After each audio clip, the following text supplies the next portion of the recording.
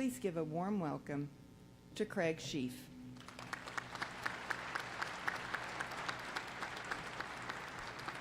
You may be seated, right? I started watching commencement speeches on YouTube when President Pearson asked me to do this, and it always started, you may be seated, but you guys are already seated. Thank you, President Pearson, Provost Lancaster, Regent Riley, deans, faculty, and most importantly, thank you to the amazing class of 2017. Please give yourselves a hand.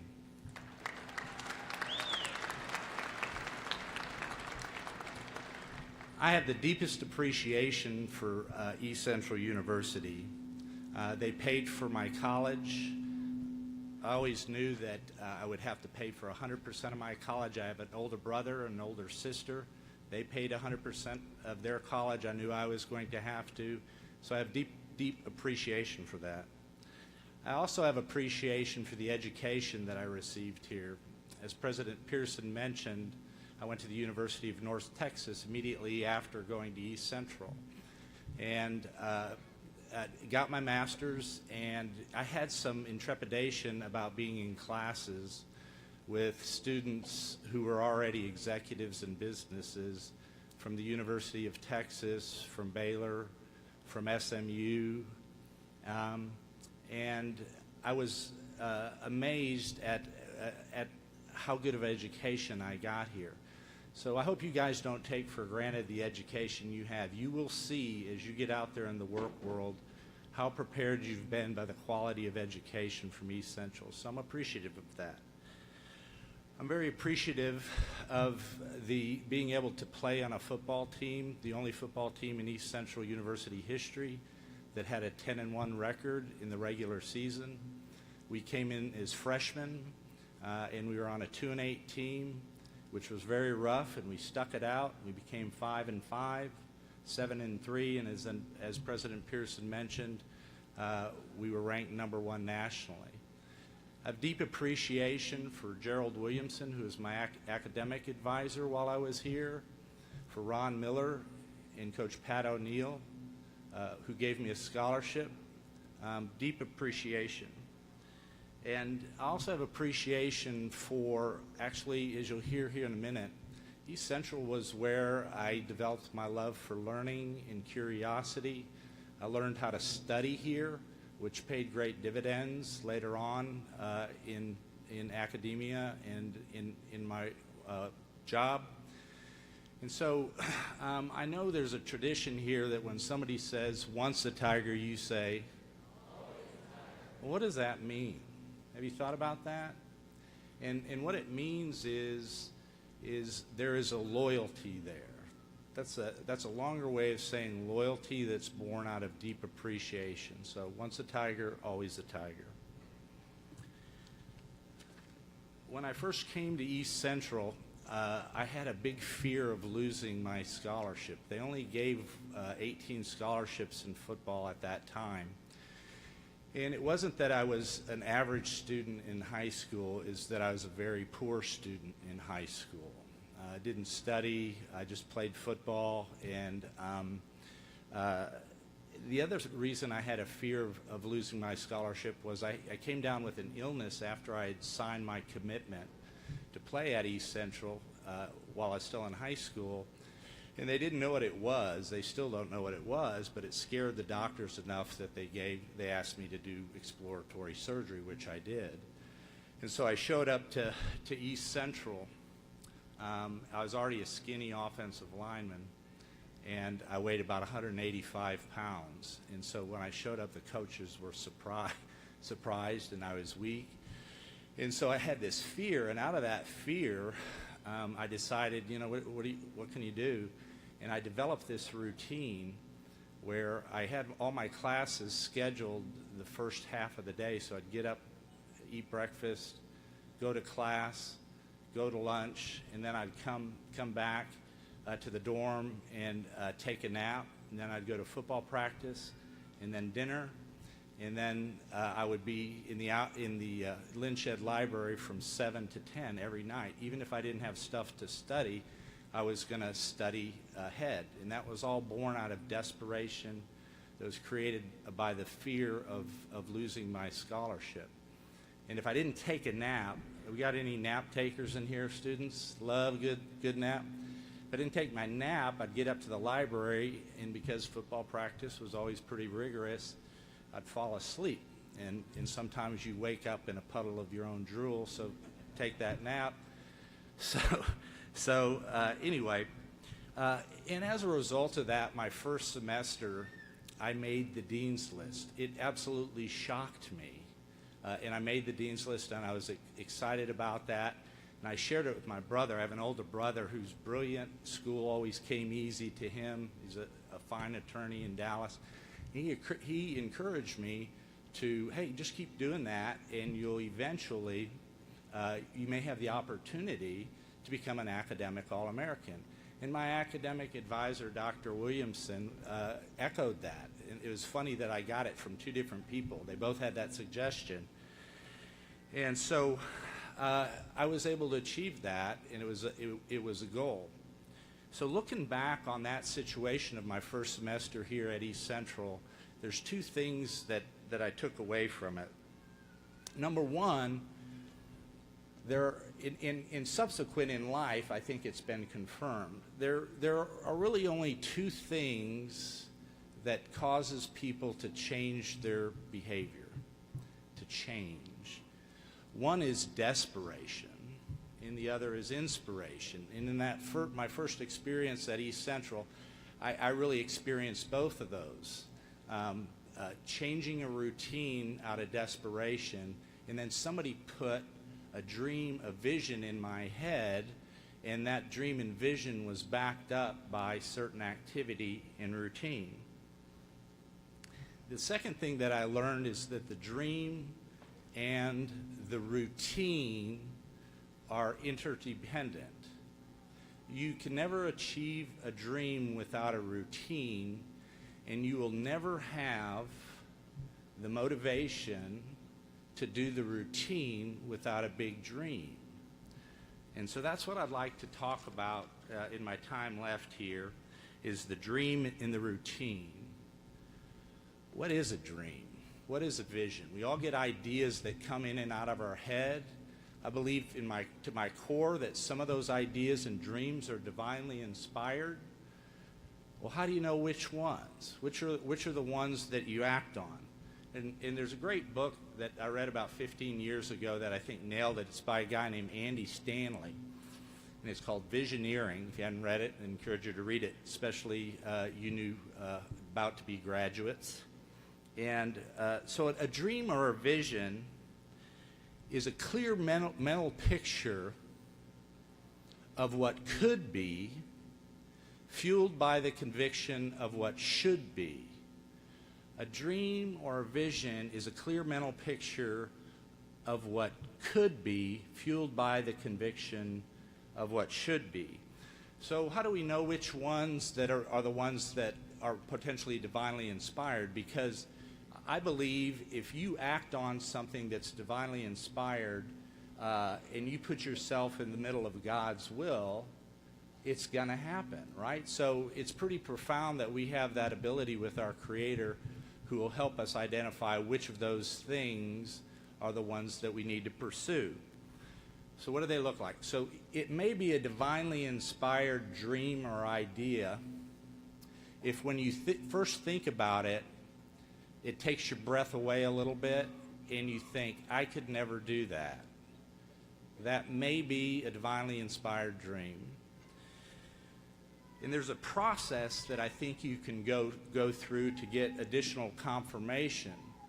So if after prayer and meditation, time in God's Word, talking to other wise counsel, gaining wise counsel, there's still a nudging in that direction, it might be divinely inspired. And that really ties into, a lot of people ask me, believe me, there's a lot of people today that can't believe Craig Sheaf started Spank. But that's how it started with me. And the real confirming thing, and Andy Stanley talks about this in his book, is if something starts out as an idea, a good idea, and then it doesn't leave you, it goes from being a good idea to being a nagging burden, and then it goes from being a nagging burden, and after you've processed it, it goes from being a nagging burden to not doing it would be akin to disobedience. You feel like you're being disobedient by not doing it. Then it might be divinely inspired. The last thing is it might be a divinely inspired dream if it involves using your unique God-given talents in service to other people. Okay? Usually that type of stuff falls right squarely in the will of God, right? So that's the process that I went through in starting the bank. God is a big dreamer. He's the biggest dreamer. He is a big thinker, the biggest thinker. And the other thing is, when you accomplish that, or he accomplishes it through you, there will be no doubt on who slayed the dragon. Okay? And that's where I stand right today, with the bank that we have.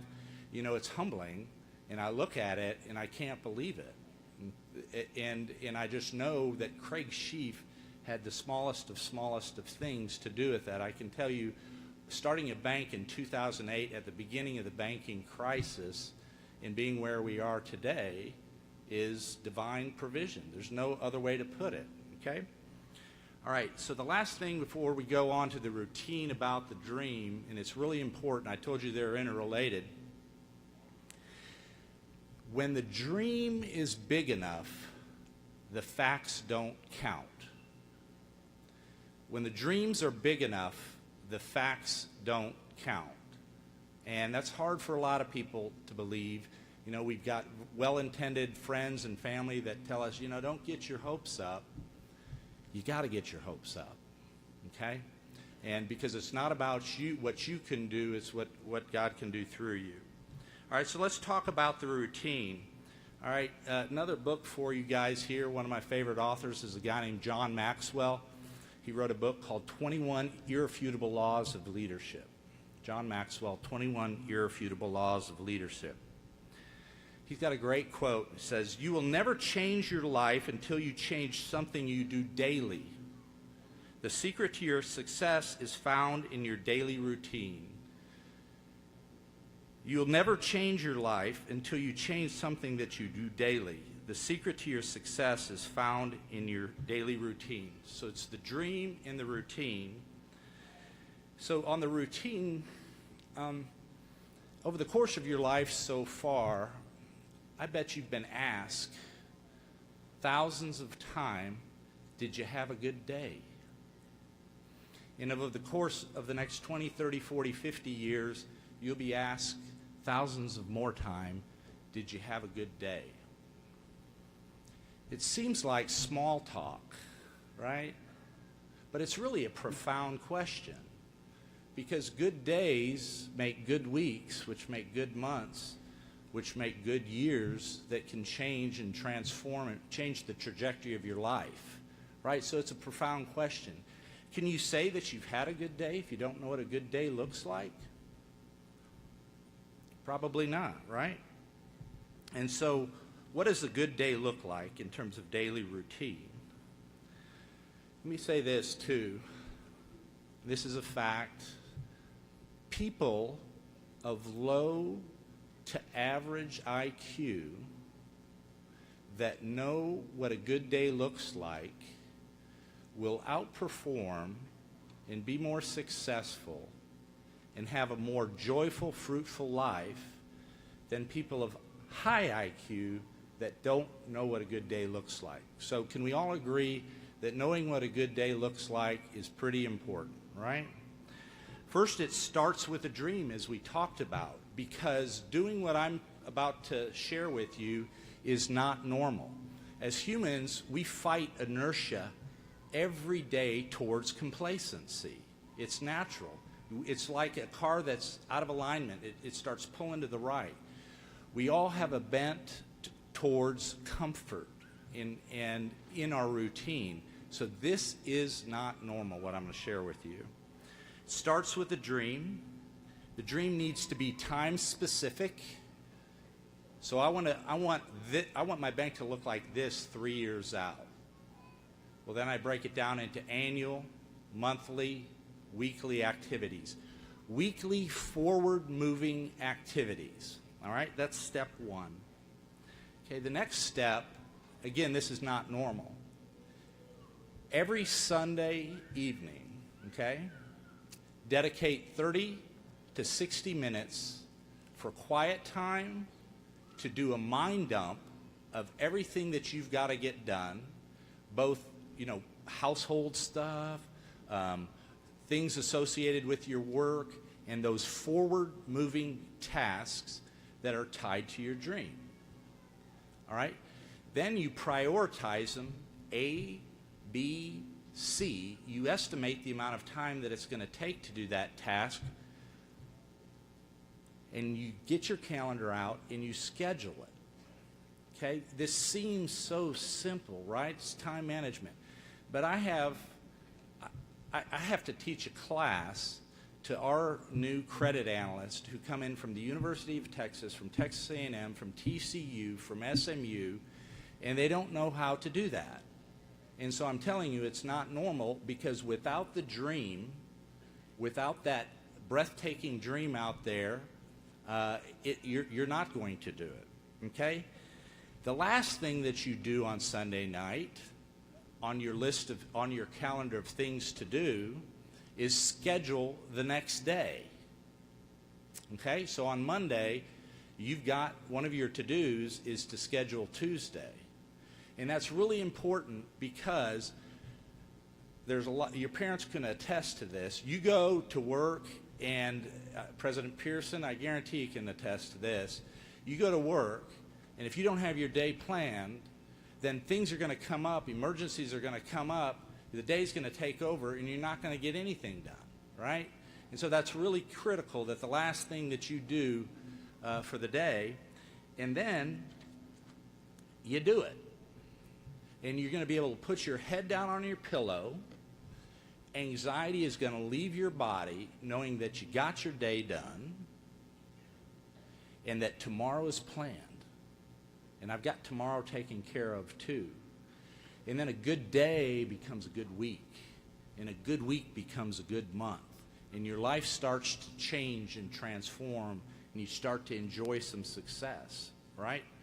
So again, what does a good day look like? It's fueled by divinely inspired vision or dream. It's built by a list of forward-moving, time-sensitive tasks. It's scheduled by priority on your calendar. It's not just a list in my head, okay? Of course, you guys can do this on your phones and stuff. That's what I do. But I started out with a sheet of paper.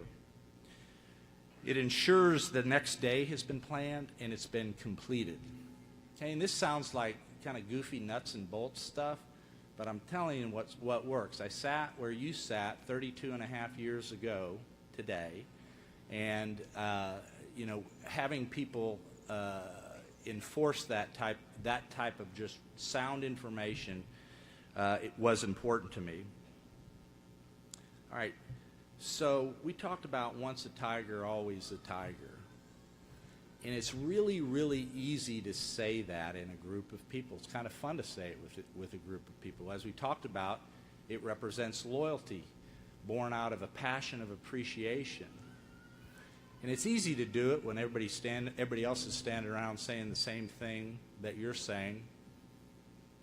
But what do you do when nobody's watching? And I guess what I'm saying is this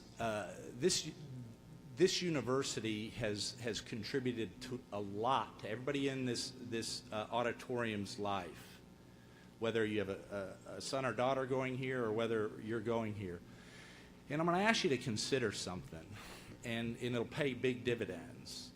So you go to the East Central University website and click on Foundation and find that area of the university that really kind of caught you was there when you needed them, or they provided you a good education, or if you've received any financial aid, all right?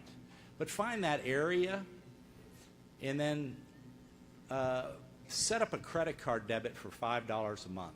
It's a doggone Starbucks, or maybe $10 a month, all right? And you will receive blessing tenfold for that generosity. Once a tiger, always a tiger with something behind it, right? That's what loyalty looks like. That's what class looks like. So I just encourage you guys to do that, that we could build a culture of generosity here at East Central University, born out of a passion for appreciation. My deepest hope is that you'll realize what you've been given by East Central, and that we won't take it for granted.